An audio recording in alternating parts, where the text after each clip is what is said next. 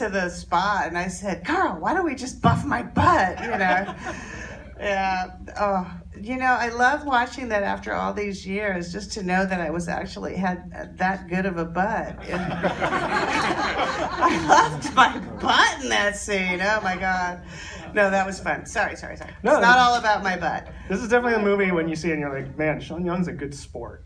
You get shaving cream all over your face, you have your butt buffed. I'm still a good sport, actually, these days. I really am. I've always been a good sport. But it's very interesting to see Armand in that picture because this was the first movie that Armand did that was kind of outside of the realm of pictures that he had done, because he had always kind of played serious sort of bad guys or outside characters or FBI guys and stuff like this. And so this was very outside of Armand's sort of comfort zone. And we had a bet on the set that he wouldn't put the red shoes on. We were like, no, he's not going to do that. He's not going to do that. And then when he finally got those red shoes on and he was dancing all around me, I was like, oh.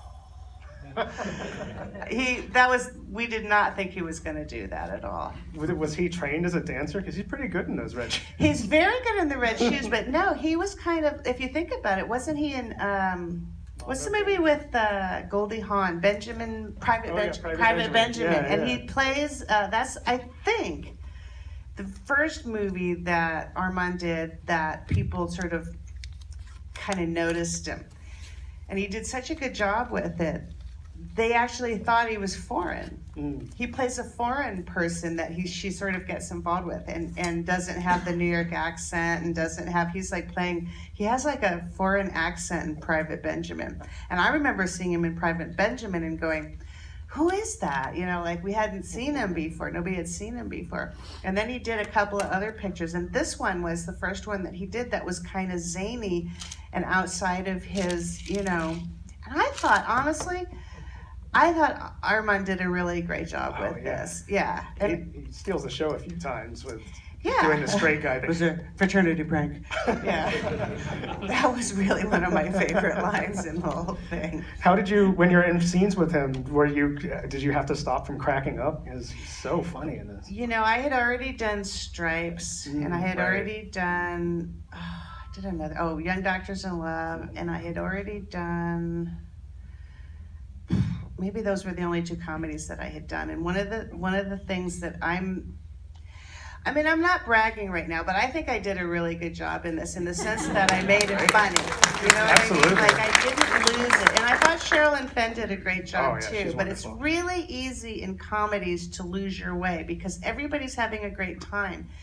And on a comedy, you kind of, when you're a professional and you're working, you kind of have to not leave it in the green room. You have to bring it in front of the camera. And a lot of times people are having such a good time on comedies that they laugh too much and then they don't bring it to the screen. Like I did Ace Ventura, and Jim, believe it or not, Jim Carrey was not a guy that was laughing all the time when he wasn't in front of the camera. He's not like, ha ha ha ha ha, and he's a funny person. He would do everything that was that high energy, and he would kind of come back and sit. And in a way, that's kind of the secret to making good comedies, is not to leave all the energy not in front of the camera. Like on Young Doctors in Love, I think we left it on the floor and didn't put it on the camera because we were all having such a good time, and there were so many young people working on the show that we were like yucking it up all the time. And what you learn as a professional is you have to retain the energy and not give it away before they call action. I mean, basically, that's comedy as far as I'm concerned. So I worked, having done those other shows, and left a lot of that comedy on the floor and not in front of the camera, went, ha ha ha ha, just, sit still, be quiet, and then go and do your thing. If you're too funny off camera on a comedy, you can disperse or diffuse the energy of what you're trying to do in a comedy, because comedy is much harder than drama, in my opinion. I've always heard that working on comedies can be more stressful than working on like a horror movie or a sci-fi movie, which you've done all kinds of movies.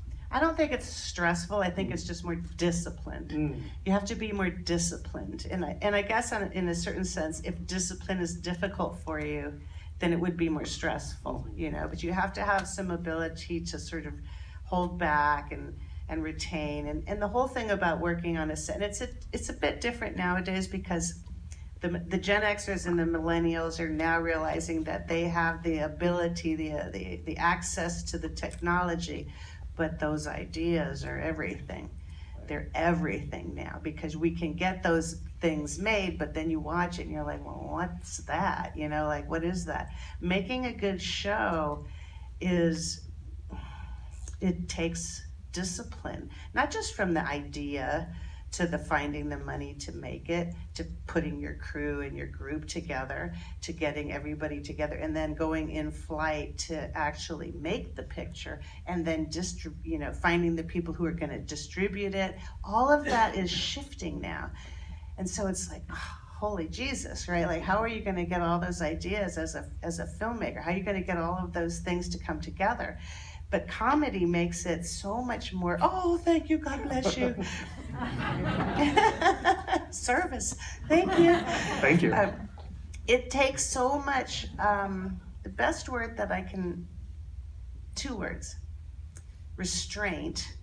Meaning you gotta, the first word would be, if you're a filmmaker and you're somebody that wants to try to put these ideas out. I mean, maybe none of you are filmmakers, it doesn't matter. I'm just talking. It's Austin, they're all filmmakers. I know, right? Right. You know, which trying to find the idea is that first thing. What I found interesting about this, seeing it after all these years too, is that it's a parody. And parodies are difficult. And I realized watching it tonight too, because I thought, why didn't this movie make money the time it came out? Because parodies are difficult. And I think that this movie would do better with almost like 5-year-olds watching it nowadays. Because everybody's so immersed with the culture that we're all living in now that a 5-year-old would get this. Yeah. Do you know what I mean? I can find it really interesting, but I think in 1992 or so, when it came out, 93, I'm not sure they released it at the right time, but I'm not sure that the parody completely worked. Yeah. You know, I don't think it completely worked at that time. I think you can sense Carl Reiner and the screenwriter too being disinterested with parodying, Basic Instinct, and more interested in the classic noir stuff too, which maybe seemed a little creaky to audiences then. Well, he kept on saying to me, "This is a parody." Yeah. And I kept on saying, "What's a parody again?" I wasn't really sure what parody meant. I know that sounds silly, but sure. I didn't. I was like, so what does that mean? What does that mean? We're making fun of stuff. Are we making fun of stuff? Or we're comparing it to something that's already happened. And there's all these times in the movie where, we're making fun of something that was in a previous movie. And then I guess maybe everyone who would watch this picture would have to be familiar with the previous pictures, which may not have been the case. Right. So I think it'll age well. I think so too. Yeah, I think it'll age well. And it was fun actually to see it again after all these years. Now, did you get sat down and did you have to watch these movies to prepare for your role? I don't remember. Honestly, this was 1992. I had been through the 80s. The 80s were really challenging, I have to tell you. I mean, especially since I was probably one of the only people in the 80s who didn't do coke. I didn't do coke, and everybody I knew did coke. Bill Murray did coke, Harold Ramis did coke, John Candy did coke, John Larroquette did coke, Harrison Ford did coke, Rutger Hauer did coke. I mean, everybody did coke. Everybody did coke. I didn't do coke. I've heard from other people in the industry, it was written into budgets. Like right. They would have no, code I words. heard It's that not too. a joke. I don't even know if that's true, but it seems like it was true because there was always coke around, and I was always going like, "You want some coke?" And I was like, "No." And I was sort of considered a weirdo because I wasn't doing coke, and it was a very vain reason why I didn't want to do coke, because I thought, I'm a beautiful woman, I'm not going to do coke, it's going to wreck my looks, I'm not going to do that. I'm not doing that. That was my only vain reason. It wasn't like I'm not curious, but It was just like, no, it's not good for you. And any other white drug. I always say the white drugs are the ones to avoid. Anything white drugs. If you take nothing else home tonight, no white drugs. No white drugs. Green drugs, okay. And it's Austin, and That's right. they're all that's right. pot smoking filmmakers. Good. Very healthy. Oh, speaking of white drugs, all the smoking in this movie, were you actually a smoker, or was that a difficult On and thing? off from, I was always a smoker because of Blade Runner. In fact, I smoked in high school, but not a whole lot. But I started to smoke a lot when I got on film sets, and particularly Blade Runner because I was supposed to smoke in the picture. But I never went home and smoked because I didn't like my home smelling like smoke. So I would go to work, and I was like an office smoker. I could smoke at work, but I would never let anybody come home and smoke in my home. And I always smoked at work because all the actors smoked.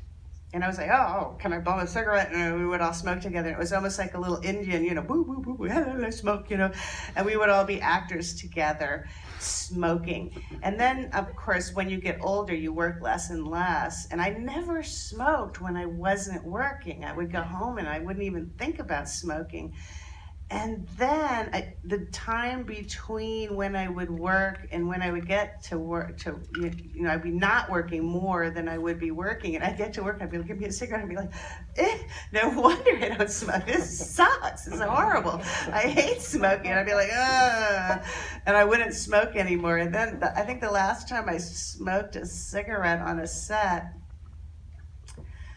I can't remember when it was, actually. It's been so long. Just because smoking, the older you get, just is shitty. It just, I have to have a few drinks in me to really actually want to smoke. I never bring it home, and I never, yeah. Thank God that's the case. So I have to ask about Sherilyn Fenn, because I had such a crush on her from Twin Peaks. What was it like working? How did you know Sherilyn Fenn?